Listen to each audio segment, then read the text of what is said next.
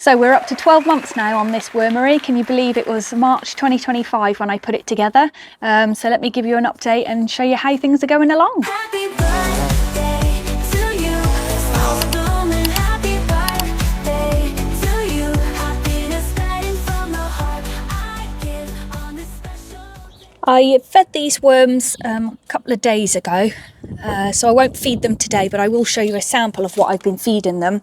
I want to show you this middle layer. So this is the layer that's going to be harvested next and used like for my potting on and stuff like that. So I'll just give you a quick look at what's inside there. There we go. As you can see, it's still got quite a lot of cardboard. This has been sat over winter, so they've been very quiet and still, and they haven't really been working through it all. So I'm hoping now the weather's warming up, they'll start to break this down even more. But as you can see, there's a lot of castings in there.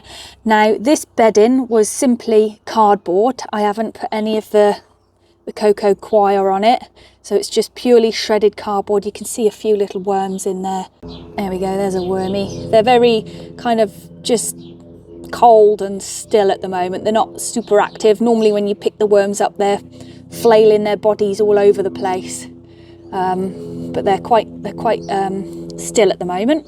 And then we've got the bottom layer. So this layer is where I put the cardboard just to soak up some of the moisture and to kind of pre-inoculate it as it filters down. There is a few little worm castings in there where worms have gone down over winter. This area is quite damp, so I just keep putting dried shredded paper in there, and it wicks up all the moisture. So that's the one that's kind of pre-everything. So pop that back onto there. There's hardly any worms in the bottom one. And then this top layer is the layer where you do all your feeding and try and encourage them to go. So let me show you inside here now. This top layer is the area where you don't really want to be disturbing them too much. You literally just got to feed them and leave them. The more you disturb them, the more they go down into the bottom. So you want them to stay in here and you don't want them to be angry at you.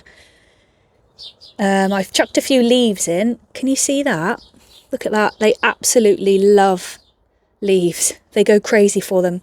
Leaves and melon. But if I dig down here, this is the section that I fed them in. So this is where they'll all be. There's a few apples and some scraps in there. There's a few in there, look, little worms in there. Don't want to disturb them too much. There you go, there's all your worms. So they're having a feast onto the food. Let me show you. Worms absolutely love soft, squidgy vegetables such as peppers, courgettes, anything kind of gooey and soft. They love fruit, all types of fruit as well. Stuff like this, they are a lot slower to munch through. So I kind of mix it all together.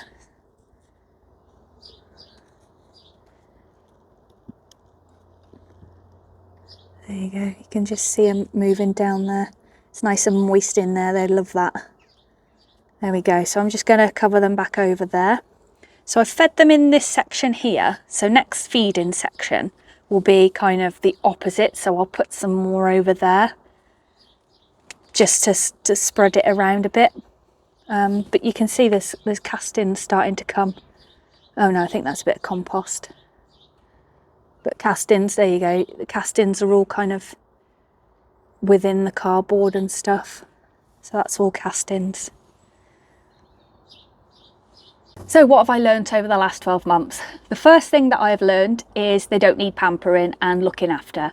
You basically get better worms and wormery if you just leave it alone. Don't feed it all the time, don't look at it all the time.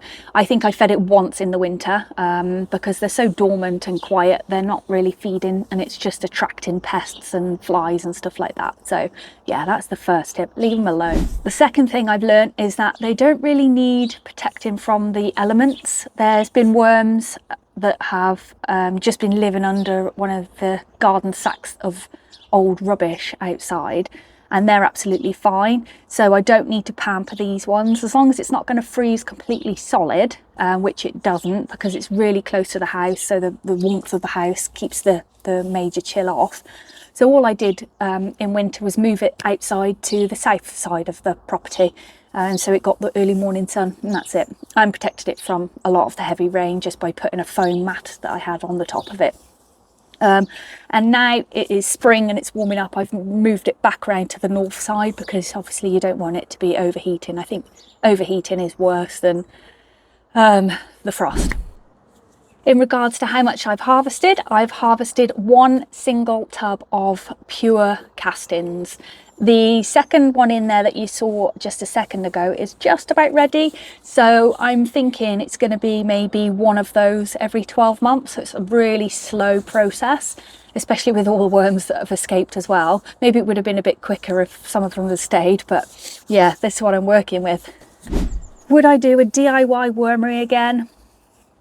Yeah, to start out with, I probably would. I would change a few things. I wouldn't bother with a tap. I would use the method that I'm using with the shredded cardboard and paper at the bottom to soak up all the juice. I would put a lot more holes in the base of it as I was making it as well, for more easy migration of the worms. And I would probably get a bigger container or get a couple of them on the go, and definitely do a larger size. But I wouldn't do a DIY one now I've got a bit of background. I would be probably looking at getting a 4 or 5 tier wormery and really seeing what the difference is, so look out for that one. That is a quick update on the 12-month wormery. Watch this space for wormery V2. Take care everyone, bye.